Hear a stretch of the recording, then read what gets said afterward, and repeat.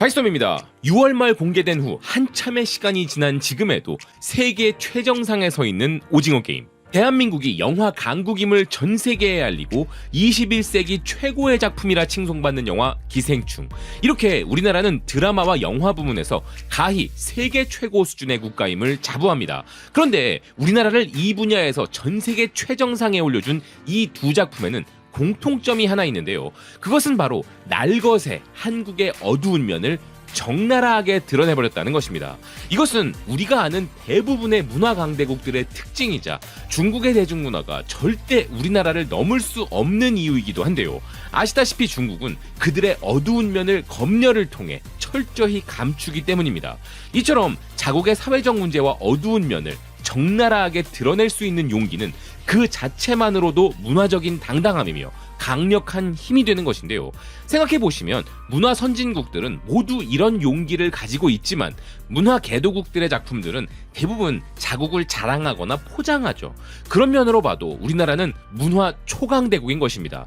이는 해외 매체들의 논평만 봐도 알 수 있는 대목인데요. 이탈리아 대중매체 인사이드 오버 역시도 오징어 게임 시즌3는 비참한 한국 사회를 반영하고 있다면서 이 작품이 성공한 진짜 이유는 한국 사회의 가장 어두운 면을 과감하게 보여주었기 때문이라 평가했습니다. 기사는 부유하고 자유롭고 행복하고 트렌디하고 아방가르드한 한국에도 그 이면에는 걱정스러운 문제들이 존재한다면서 이 작품은 그런 것들을 가감없이 보여주었다는 것이었는데요.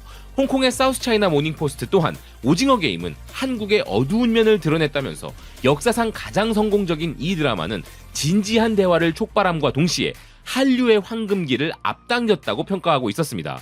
뿐만 아니라 기생충에 대해서도 많은 평론가들이 한국 사회의 어두운 면에 대한 과감한 메시지를 던진 것을 높이 평가해 왔는데요.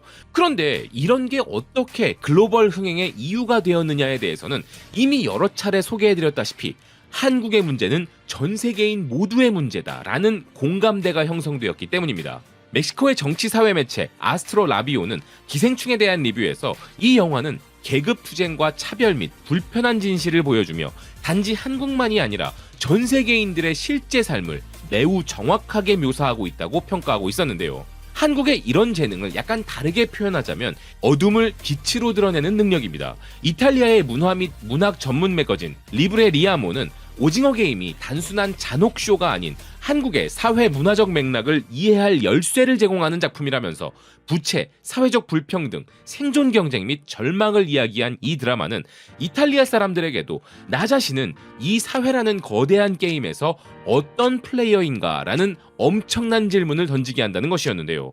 한국은 이제 전 세계인들에게 더 이상 특정 국가가 아니라 집단적 상상력의 영역이 되어버렸다는 기사는 모두가 한국을 갈망하고 이상화하고 소비한다는 것이었습니다. 그러면서 기사는 한국은 엄청나게 성공한 국가이고 세계에 알려진 국가가 되었지만 동시에 복잡하고 다층적이며 사회적으로 모순된 부분과 압력도 존재하는 곳이라면서 이런 모순으로 가득한 독특한 나라 한국을 처음 방문하면 최상층과 최하층 사이의 간극에 압도당하지 않을 수 없다는 것이었는데요. 하지만 이러한 대조적 모습은 반감을 불러일으키다가도 필연적으로 공감대를 형성하게 한다는 것이었습니다. 그래서 이런 사회적 양극화와 같은 모순되고 어두운 부분들을 공개적으로 드러내는 힘이야말로 한국의 매력이자 힘이라 평가했는데요. 즉 한국은 한국의 이야기로 전 세계에 메시지를 전달하는 힘을 가졌다는 것이었습니다. 또 다른 이탈리아 매체 코리에레 델 트렌티노 또한 오징어 게임과 기생충은 물론 세계 최고의 밴드 BTS도 이야기한 금수저, 흑수저 이론을 보면 알 수 있듯이 한국은 사회적으로 민감한 주제를 대중문화를 통해 드러내는 데 있어 매우 능숙하다고 평가하고 있었는데요. 그리고 바로 그것에 세계인들이 공감하기에 한류가 큰 인기라는 것이었습니다. 전 세계 어디에나 존재하는 문제이지만 문화적 자신감이 없다면 이런 과감한 메시지를 던질 수 없기에 해외에서는 우리나라를 문화 강국이라 칭송하는 것이죠. 그리고 바로 이런 문화 강국다운 통렬한 사회 비판적 메시지가 담긴 넷플릭스의 새로운 한국 영화가 또 등장했는데요. 그것은 미국의 엔터테인먼트 전문 매체 톰스 가이드가 선정한 올여름 가장 기대되는 영화 84제곱미터입니다. 기사는 넷플릭스의 이 새로운 심리 스릴러물은 서서히 스며드는 심리적 고통으로 숨막히게 만들 한국 영화라고 소개했는데요. 또한 이 영화의 영어 제목은 월 투 월이지만 한국 제목은 84제곱미터라는 이 기사는 이는 한국의 표준 아파트 크기를 의미한다면서 이것은 한국 사회의 치열한 경쟁을 상징하기에 이 크기의 공간 안에서 벌어지는 편집증과 긴장감이란 면에서 이 영화는 완벽한 설정이라 극찬하고 있었습니다. 또한 이 작품을 보면 누구나 주인공에게 깊이 공감할 수 있을 것이며 이 작품은 예측할 수 없는 전개로 서스펜스 가득한 매력을 가졌다는 기사는 이 영화의 주인공으로 출연하는 강하늘은 이 영화를 통해 2025년 최고의 스타로 자리매김할 것이라 이야기했는데요. 오징어 게임은 물론 당신의 맛에서도 인상적인 연기를 선보인 강하늘은 모든 배역에 카리스마를 불어넣으며 명성을 쌓아왔다는 기사는 그가 이번 작품에서도 신선하고 매력적 연기를 선보일 것이기에 믿고 볼 수 있는 작품이라 극찬하고 있었습니다. 또한 이 작품은 84제곱미터의 아파트를 구매하여 내 집 마련에 성공한 영끌족 우성이 정체를 알 수 없는 층간소음에 시달리면서 벌어지는 예측 불허 스릴러인데 이 영화는 한국의 과열된 부동산 시장에 대한 비판과 주택을 유지하는 데 따르는 극심한 정서적 스트레스에 대한 부분까지 날카롭게 비판할 것이라 기대된다는 것이었는데요.